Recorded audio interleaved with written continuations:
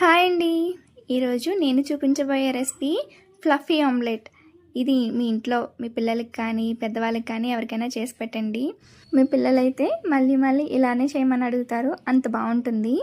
ఎలా చేయాలో చూపిస్తాను, చూసేయండి. ఒక బౌల్లో 3 గుడ్లను కొట్టి వేసుకోండి. విస్కర్తో కానీ ఎలక్ట్రిక్ బీటర్తో కానీ బీట్ చేసుకోండి. కొంతసేపు బీట్ చేసుకున్న తర్వాత ఇందులో సాల్ట్ వేసి మళ్ళీ బీట్ చేసుకోండి. ఇది బాగా ఫోమ్లా రావాలి.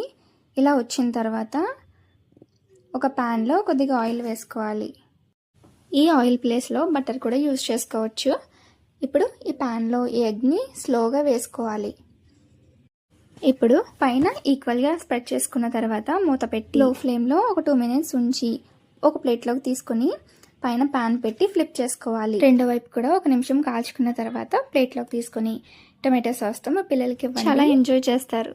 Please subscribe my channel.